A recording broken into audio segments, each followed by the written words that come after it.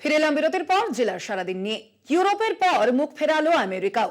হাসিনার ভিসা বাতিল করলো আমেরিকা। সূত্রের খবর, হাসিনার মার্কিন ভিসা বাতিল। ব্রিটেনেও রাজনৈতিক আশ্রয় পাননি শেখ হাসিনা। ইউরোপের পর এবার মুখ ফেরালো আমেরিকাও। এবং তার পাশাপাশি যেমনটা আমরা জানাচ্ছিলাম আপনাদের, যে ইতিমধ্যেই যে 48 ঘন্টা থেকে 72 ঘন্টা যে সময় দেওয়া হয়েছে হাসিনা তিনি ভারতেই রয়েছেন, এমনটাই জানিয়েছেন কেন্দ্রীয় বিদেশমন্ত্রী এস জয়শঙ্কর। কিন্তু তিনি রাজনৈতিক আশ্রয়ের যে সন্ধান করছিলেন তা কিন্তু এখনো পর্যন্ত জারি রয়েছে।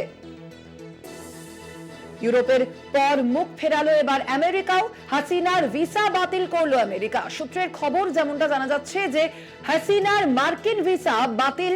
ব্রিটেনেও রাজনৈতিক আশ্রয় পাননি হাসিনা। অবশ্যই সেইখানে প্রশ্ন উঠছে যে এবার বাংলাদেশের প্রাক্তন প্রধানমন্ত্রী শেখ হাসিনা ঠিক কোথায় যাবেন, তার আশ্রয় ঠিক কোথায় হবে। একের পর এক যে দেশ রয়েছে তারা কিন্তু সেই তার যে আর্জি বাতিল করছে এবং একের পর এক আমরা দেখতে পাচ্ছি যে ইউরোপের পর মুখ ফিরিয়েছে আমেরিকাও।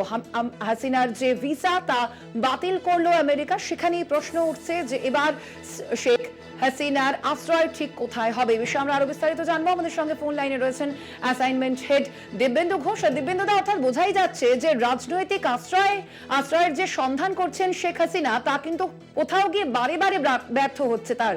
তো সেক্ষেত্রে এর পরবর্তীতে শেখ হাসিনার এই যে আশ্রয় তার ভবিষ্যৎ ঠিক কি হবে, কি মনে হচ্ছে এখনো পর্যন্ত? দেখো, সকালেই যে কথাটা বলেছিলাম যে হাসিনা এই মুহূর্তে ভারতে রয়েছেন এবং তিনি একাধিক দেশে রাজনৈতিক আশ্রয়ের জন্য তিনি যা যা প্রক্রিয়া দরকার সেই সরকারি যে নিয়ম, সরকারি যে প্রক্রিয়া সেগুলো করার চেষ্টা করছেন। তার মধ্যে অন্যতম হচ্ছে ব্রিটেন, তার মধ্যে রয়েছে সংযুক্ত আরব আমিরশাহী, আমেরিকার দুটি দেশ এবং ইউরোপের দুটি দেশ। কিন্তু বাধা যেটা হচ্ছে সেটা হচ্ছে যে গতকালই যে আমরা যে খবর পেয়েছি তাতে ব্রিটেন তাদের কাছে যে রাজনৈতিক আশ্রয় চেয়েছিলেন হাসিনা সেটা কিন্তু তারা বাতিল করে।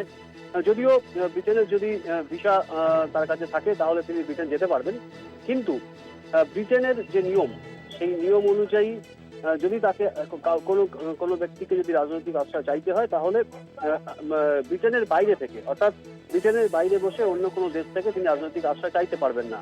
তিনি একমাত্র ব্রিটেনে থাকাকালীন রাজনৈতিক আশ্রয় চাইতে পারবেন।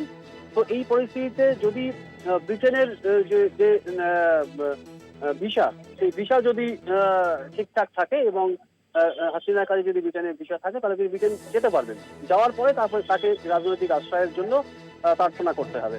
এবং গুরুত্বপূর্ণ বিষয় যেটা সেটা হলো যে আমেরিকার ভার্জিনিয়াতে তার ছেলে থাকেন সাজিদ ওয়াজিদ জয়, তো ছেলের কাছে তিনি যেতে পারেন। এবং আমেরিকা যেটা খুব পরিষ্কার করে জানিয়ে দিয়েছে, অর্থাৎ তাদের যে অভিবাসন নীতি সেই অভিবাসন নীতি অনুযায়ী কোথাও একটা এই হাসিনাকে যে ভিসা দেওয়ার ক্ষেত্রে কোথাও একটা বাধা তৈরি হচ্ছে, রাজনৈতিক আশ্রয় দেওয়ার ক্ষেত্রে বাধা তৈরি হচ্ছে। তার কারণ যে বাংলাদেশ থেকে কাছাকাছি নিরাপদ যে আশ্রয় অর্থাৎ নিরাপদ যে দেশ, সেই যে দেশে তিনি রয়েছেন সেই দেশটাই তার কাছে অগ্রাধিকার পাবে এই অভিবাসন নীতি অনুযায়ী।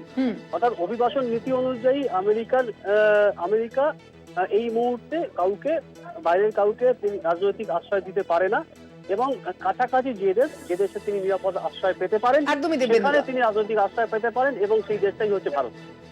একদম, অবশ্যই আমাদের সেদিকে নজর থাকবে। আপাতত ধন্যবাদ তোমায় দিব্যেন্দু দা। আমরা কথা বলছিলাম, ফোন লাইনে ছিলেন আমাদের অ্যাসাইনমেন্ট হেড দিব্যেন্দু ঘোষ।